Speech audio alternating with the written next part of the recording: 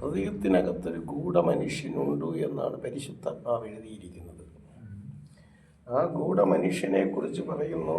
2 കൊരിന്ത്യർക്ക് എഴുതിയ ലേഖനം 4-ാം അധ്യായം 16-ാമത്തെ വചനം പറയുന്നു, നിങ്ങളുടെ പുറമേയുള്ള മനുഷ്യൻ നാൾക്കുനാൾ ക്ഷയിച്ചാലും നിങ്ങളുടെ അകമത്തെ മനുഷ്യൻ നാൾക്കുനാൾ ശക്തിപ്പെടുന്നു. അകത്തെ മനുഷ്യൻ്റെ ശക്തിയാണ് നമ്മുടെ പുറം ലോകത്തെ ജയം. ഈ ലോകത്തിൽ നമുക്ക് ജയിക്കണമെങ്കിൽ നമ്മുടെ അകത്തെ മനുഷ്യനെ ശക്തിപ്പെടുത്തണം.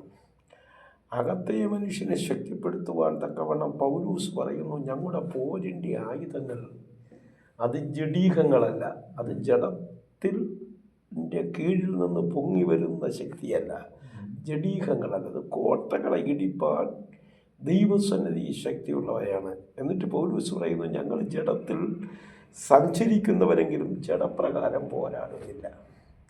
ആ ജഡത്തിൻ്റെ ശക്തി കൊണ്ടോ ബുദ്ധി കൊണ്ടോ കഴിവ് കൊണ്ടോ നേടിയെടുക്കാവുന്ന ഒന്നല്ല ആത്മീയ ജീവിതം.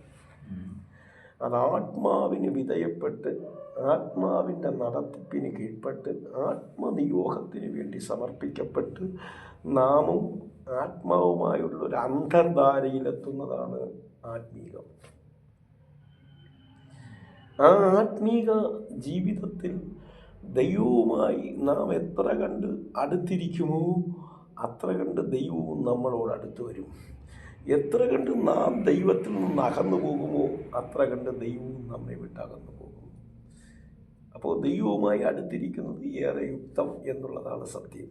അപ്പം ഞാൻ ചിന്തിക്കുന്നത് എന്താണെന്ന് വെച്ചാൽ, നമ്മളെ ദൈവത്തിന് ഇപ്പോൾ വന്നിട്ട് നമ്മൾ മനുഷ്യന്മാരെ പോലെ അല്ല. മനുഷ്യന്മാരെന്ന് പറയുന്നത് നമ്മൾ ജഡത്തിലിരിക്കുന്നത് കൊണ്ട്, ജഡത്തിൽ പെട്ടുപോയത് കൊണ്ട്, ജഡസ്വഭാവം പൂർണ്ണമായി നമ്മിൽ നിന്ന് മാറിപ്പോകാത്തത് കൊണ്ട് പലപ്പോഴും നമ്മൾ അറിയാതെ ചിലപ്പോൾ എന്തിരി ചെയ്തേക്കാം, നമ്മൾ ജഡം നമ്മളിലേക്ക് വന്നേക്കാം.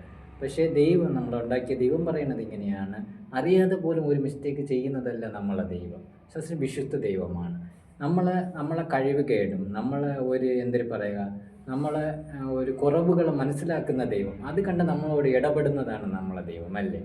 അപ്പോൾ ഞാൻ ചിന്തിക്കുന്നത് എങ്ങനെയെന്ന് വെച്ചാൽ, നമ്മൾ പലപ്പോഴും ബേക്കിലോട്ട് പോകുമ്പം നമ്മളെ തള്ളിക്കളയുന്ന ദൈവമല്ല, നമ്മളെ പിന്നെയും വിളിക്കുന്ന ദൈവമാണ്. അതുകൊണ്ട് നമുക്ക് ദൈവത്തോട് പറയാൻ പറ്റും, ആത്മീക ജീവിതത്തിൽ നമ്മൾ ചിന്തിക്കും പോലെ ഈ ലോകത്തിന് ജയിക്കണമെങ്കിൽ തീർച്ചയായിട്ടും നമ്മൾ ജഡത്തിൽ പോകുന്നവരായിട്ടല്ല, ആത്മീകത്തിൽ മാത്രമേ പോകാൻ പറ്റത്തുള്ളൂ.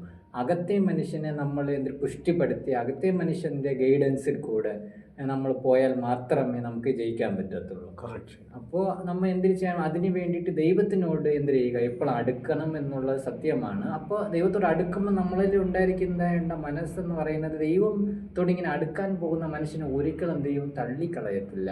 ദൈവം തീർച്ചയായിട്ടും ചെയ്യും, അംഗീകരിക്കും, വളർത്തുമെന്നുള്ള സത്യമാണ്.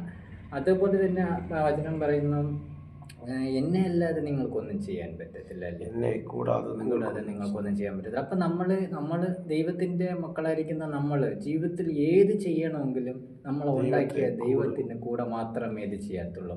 നമ്മൾ നല്ലൊരു ക്യാരക്ടർ എന്ന് പറയുന്നത് ദൈവത്തിൻ്റെ വചനം ചിന്തിക്കുകയും ദൈവത്തിൻ്റെ കൂടെ ആലോചന ചോദിക്കുകയും പരിശുദ്ധമായിട്ട് ഗൈഡൻസിൽ മൂവ് ചെയ്യുന്ന വ്യക്തിക്ക് തീർച്ചയായിട്ടും ഈ ലോകത്തിൽ നല്ലൊരു വിജയം കൊണ്ടുവരാൻ പറ്റുമെന്നുള്ളതിൽ ഏതൊരു മാറ്റവുമില്ല. ദൈവം അനുഗ്രഹിക്കട്ടെ. അങ്ങനെ തന്നെയാണ്.